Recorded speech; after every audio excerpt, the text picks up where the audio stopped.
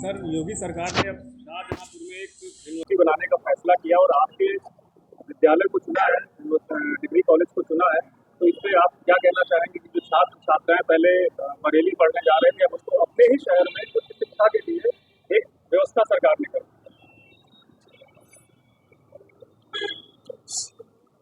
स्वाधीनता आंदोलन जब चल रहा था तब हमारे कुछ संत इस बात को लेकर चिंतित थे कि देश तो आज़ाद हो जाएगा, लेकिन आज़ादी के बाद देश के सामाजिक स्थिति, आर्थिक स्थिति और सुरक्षा की स्थिति के प्रति समाज की जिम्मेदारी होती है। शासन उसमें अकेला नहीं होता है।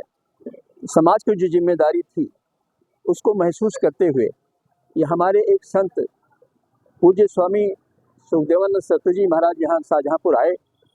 जब उनसे चर्चा हुई तो उन्होंने ये जिम्मेदारी अपने ऊपर ली और यहाँ शैक्षिक दृष्टि से जो नितांत पिछड़ा जनपद था, जहाँ उस समय एक महाविद्यालय, मात्र एक महाविद्यालय था जो केवल 18वें मतलब माध्यमिक शिक्षा तक सीमित था। उच्च शिक्षा के क्षेत्र में कोई विशेष प्रयास नहीं हो रहा था। परिणाम यह है कि उच्च शिक्षा के लिए बच्चे जिला छोड़कर बाहर जाने के लिए मजबूर होते थे।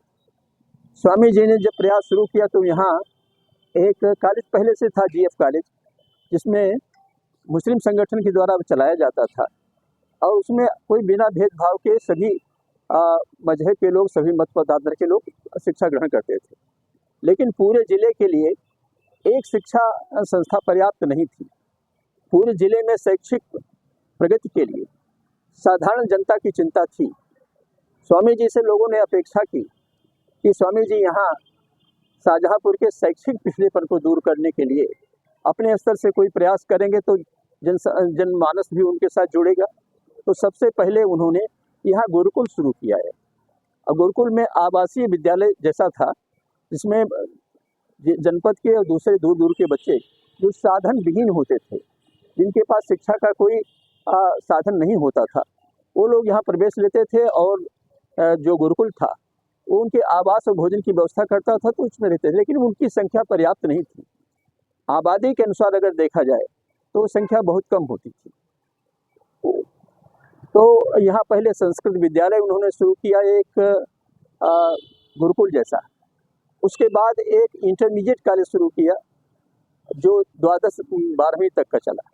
लेकिन उसमें क्षेत्र की जनता का, जनपद की जनता का उत्साह बढ़ा और लोग चाहने लगे कि यहाँ उच्च शिक्षा के क्षेत्र में भी कुछ होना चाहिए। यद्यपि संस्कृत विद्यालय जो बना था यहाँ गुरुकुल, उसमें शिक्षा की व्यवस्था थी, लेकिन वो केवल संपूर्ण संस्कृत विश्वविद्यालय से संस्कृत के पाठ्यक्रम होते थे, पूरे पाठ्यक्रम नहीं होते थे। तो यहाँ सबसे पहले, उसके पहले यहाँ 1964 में तत्कालीन गृह मंत्री माननीय गुलजारी नंदा, जो उनके भक्त हुआ करते थे, उनकी प्रेरणा से यहाँ एक महाविद्यालय शुरू करने की योजना बनी। यहाँ जो ये ज़मीन खाली थी वो भी डिस्प्यूट में थी, लेकिन लोगों ने कहा नहीं, अगर शिक्षा के लिए होता है तो हम लोग कोई बाधा नहीं पहुँचाएंगे, ये शिक्षा के लिए समर्पित होनी चाहिए। तो उस लिहाज से 1964 में एक महाविद्यालय की नींव रखी गई। तब साधन भी नहीं थे कॉलेज के पास, ज़मीन भी पूरी तरह उनके साथ नहीं थी, लेकिन सीमित साधनों में उन्होंने यह प्रयास किया और उसमें आंशिक रूप से जो भी कामयाबी मिली, इससे उनका उत्साह बढ़ा और 1964 में यहाँ सुखदेवानंद डिग्री कॉलेज की महाविद्यालय की स्थापना हुई। 1964 से लेकर लगातार इससे जुड़े हुए लोग प्रयत्नशील रहे, लेकिन जैसा लोगों को की अपेक्षा थी उसके अनुसार यह महाविद्यालय पर्याप्त साबित नहीं हुआ। फिर ये हुआ कि आगे बढ़ना चाहिए। तो 1964 में गुलजारी लाल नंदा जी के सलाह पर और यहाँ स्थानीय जो लोग थे उनके समर्थन से इस महाविद्यालय की नींव रखी गई 7 मार्च सन 1964 को। तब से लेकर वर्ष 89 तक लगातार कोशिशें चलती रहीं, अलग अलग विषयों की कक्षाएं शुरू होती रहीं। लेकिन जब शुरू हुआ था तो उस समय केवल 7 कक्ष ऐसे थे जिनमें आप पढ़ाई समझ लीजिए, लाइब्रेरी समझ लीजिए, लैब समझ लीजिए, सब कुछ उसी में था। जो ज़रूरत के हिसाब से बहुत पीछे था। 1964 जो प्रयास शुरू हुआ उसमें आंशिक रूप से प्रगति होती रही, लेकिन जिस सीमा तक हमें आगे बढ़ना चाहिए था उस सीमा की लाइन को हम क्रॉस नहीं कर पा रहे थे। 1964 में जब गुलजारीलाल नंदा के सुझाव पर, सलाह पर पूज्य स्वामी सुखदेव जी महाराज ने ये महाविद्यालय शुरू की, तब लोगों की एक आशा बनी थी, एक विश्वास पैदा हुआ था कि इस जनपद के शैक्षणिक पिछड़ेपन को दूर किया जा सकता है। 1964 में ये महाविद्यालय की स्थापना है। उस समय से लेकर वर्ष 89 तक, 2089 तक कोई विशेष प्रगति नहीं हुई। कुछ कक्षाएं शुरू की गई, कुछ पाठ्यक्रम शुरू किए गए, लेकिन लोगों की अपेक्षा के अनुसार वो प्रगति उस समय नहीं हो पाई। वर्ष 1989 में मेरे गुरुजनों ने मुझे भेजा यहाँ। तब तक ये शैक्षिक दृष्टि से जिले की ज़रूरतों को पूरा करने में बहुत पीछे था। 1989 में जब मैं यहाँ आया तो लोगों से संपर्क करने के बाद मुझे महसूस हुआ कि हमें उच्च शिक्षा के क्षेत्र में आगे बढ़ना चाहिए, और उसका परिणाम हुआ कि हम इस नितांत पिछड़े हुए साधन विहीन संस्था को आगे बढ़ाने के लिए कोशिश करते रहे, जनसंपर्क करते रहे, कक्षाएं खुलती गई, बढ़ती गई। वर्ष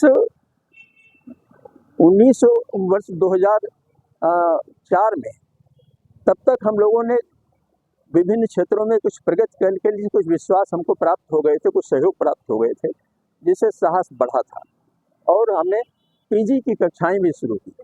पहले केवल यूजी की कक्षाएं हुआ करती थी, बाद में पीजी की कक्षाएं हुई। आज हम ये कह सकते हैं कि ये जनपद का ही नहीं, बरेली मंडल का एक आदर्श शिक्षा मंदिर बना, और इसमें हम लोगों ने यथासंभव कोशिश किया कि वो सभी विषय, सभी सब्जेक्ट्स यहाँ पढ़ाए जाएं। उसमें ज़्यादा तीव्रता से जो हमको सहयोग मिला वो कॉमर्स वाणिज्य की शिक्षा में मिला। उस समय वाणिज्य की शिक्षा में जो लोग थे उसमें से प्रायः सभी, अधिकांश लोग रिटायर हो गए। कुछ एक लोग हैं आज जो हमारे इस कॉलेज के सचिव हैं, वो कुछ दिन पहले तक प्रिंसिपल थे इस कॉलेज के। तो हम लोग मिलकर इस कॉलेज की ज़रूरतों को पूरा करने के लिए आगे बढ़ रहे थे, और पीजी की कक्षाएं भी आगे बढ़ रही थी। उस समय तक इतनी नहीं हो पाई थी। आज तो 14 विषयों में शिक्षण, ये पीजी कक्षाएं, 14 विषयों में आज पीजी कक्षाएं हैं। और जहां शुरुआत में हमारे पास 600-700 से ज़्यादा छात्र नहीं होते थे, संख्या नहीं होती थी, आज वो संख्या हज़ारों में पहुंच गई है। और हम कह सकते हैं आज हमारे इस परिसर में केवल एक उच्च शिक्षा का शिक्षा मंदिर, स्नातकोत्तर महाविद्यालय ही नहीं है, बल्कि आज हम एक विधि व्यवस्था के लिए भी विधि स्नातकोत्तर कक्षाएं शुरू करने में सफल हुए। अच्छा रिजल्ट दे रहे हैं। हमारे पास स्नातक की कक्षाएं तो हैं ही हैं, स्नातक कक्षाएं भी चली, LL की कक्षाएं भी चल रही हैं, और हम अच्छा परिणाम दे रहे हैं। बरेली मंडल में आज ये विद्यालय चर्चित है, और यहाँ की व्यवस्था को देखकर 2018 में जब माननीय योगी जी मुख्यमंत्री बने थे तो वो इस कैंपस में आए थे। पूरा दिन लगाया था उन्होंने, और सभी प्रकार की जो भी गतिविधियां थी सबका अवलोकन करने के बाद जब जनसभा को संबोधित किया उन्होंने, तो उन्होंने अपनी ओर से कहा कि यहाँ तो एक विश्वविद्यालय होना चाहिए। जितनी क्षमता है उस क्षमता के अनुसार विश्वविद्यालय शुरू हो सकता है। ये बात 2018 में यहाँ की आम सभा में, वो आम सभा जो थी वो जनपद की युवकों की थी, पढ़ने वाले पढ़ाने वाले दोनों नई उम्र के लोग थे और बड़े उत्साह से लगे हुए थे। परिणाम ये हुआ जब हम यहाँ तक पहुँचे और 2018 में माननीय योगी जी ने जो इस परिसर का अवलोकन किए थे, उसके पहले भी कई बार आ चुके थे, लेकिन मुख्यमंत्री होने के नाते 2018 में वो यहाँ आए और जनसभा को संबोधित करते हुए कहा कि उपलब्ध संसाधनों की दृष्टि से और जनपद की शैक्षिक स्थिति को देखते हुए हम यहाँ एक विश्वविद्यालय शुरू कर सकते हैं, एक विश्वविद्यालय की स्थापना हो सकती है। उसके पहले भी जनपद में शैक्षिक पिछड़ेपन को दूर करने के लिए तब तक शाहजहाँपुर जनपद में कोई गवर्नमेंट का कॉलेज नहीं था, लेकिन उन्होंने शुरू जो किया वो सिलसिला आगे चल पड़ा। सबसे पहले उन्होंने तिलहर के नज़दीक पंडित दीनदयाल उपाध्याय स्नातक महाविद्यालय शुरू किया, जो आज भी चल रहा है। अब इस समय जनपद में 5 से अधिक राजकीय महाविद्यालय काम कर रहे हैं और निजी क्षेत्र में काम करने वाले करीब 57 कॉलेज जैसे हो गए हैं जो उच्च शिक्षा के क्षेत्र में काम कर रहे हैं। लेकिन वो सब अपने अपने ढंग से काम कर रहे हैं, क्योंकि उनका एक तरह से जो संरक्षण होता था वो होता था रोहिलखंड विश्वविद्यालय से। रोहिलखंड विश्वविद्यालय के पास इतने महाविद्यालय हो गए थे कि समय से परीक्षाएं लेना, समय से प्रवेश करना, समय से कठिनाई हो रही थी। उस कठिनाई को दूर करने के लिए माननीय मुख्यमंत्री जी ने 2018 में जो कहा था विश्वविद्यालय बनना चाहिए, कतिपय कारणों से हम उस लक्ष्य को प्राप्त करने के लिए उस समय आगे नहीं बढ़ सके थे। लेकिन जब दोबारा मुख्यमंत्री बनकर योगी जी आए तो उन्होंने इस जनपद की शैक्षिक गुणवत्ता को और शैक्षिक क्षमता को दोनों को बढ़ाने की चिंता की। परिणाम हुआ कि जिले में 5 गवर्नमेंट कॉलेज बनाए गए, 2 स्टूडेंट कॉलेज बनाए गए, कंस्टिट्यूएंट कॉलेज बनाए गए। तो इस तरह से जिले के छात्रों को एक जगह मिलती दिखाई पड़ी, लेकिन वो पर्याप्त नहीं थी। उसके लिए एक विश्वविद्यालय की आवश्यकता थी। 2023 में मुझे बुलाकर योगी जी ने कहा कि 2018 में जो संकल्प लिया गया था उसको आगे बढ़ना चाहिए। मैंने कहा जो आपका आदेश होगा, स्थानीय जनप्रतिनिधि और पब्लिक के सहयोग से हम उस काम को आगे बढ़ाएंगे। और उसमें हमें सफलता लगा था 2018 के पहले से भी और उसके बाद में भी सफलताएं शुरू हुई। आज हम कह सकते हैं कि हमारे पास 14 विषयों में स्नातकोत्तर शिक्षाएं हैं। इसके अलावा हम कंप्यूटर की, इसके अलावा हम अकाउंट की और ये हर जितनी शिक्षा की विधाएं हैं, प्राय सभी विधाओं को अपनाने का प्रयास किया और उसके परिणाम स्वरूप हमें एक लॉ कॉलेज मिला। आज वो लॉ कॉलेज स्नातकोत्तर LLM चलाता है, LLB चलाता है और सभी छात्रों की संख्या जितनी अपेक्षित होती है उससे कहीं ज़्यादा हो जाते हैं, लेकिन हमें लिमिटेड करना पड़ता है। जब ये हम लोगों ने इस लक्ष्य को प्राप्त करने की कोशिश की तो 2023 आते आते एक बार पुनः मुख्यमंत्री जी ने मुझसे सीधे कहा कि भाई उस विश्वविद्यालय की जो बात हुई थी वो कहाँ गई। हमने कहा वो पीछे छूट गई, वो आपकी प्रतीक्षा है। उन्होंने कहा हमसे एक चिट्ठी लिया, हमसे एक पत्र लिया और उस पत्र लेने के बाद उनकी टीम काम करना शुरू की। सबसे पहले जो टीम आई वो 2023 में आई।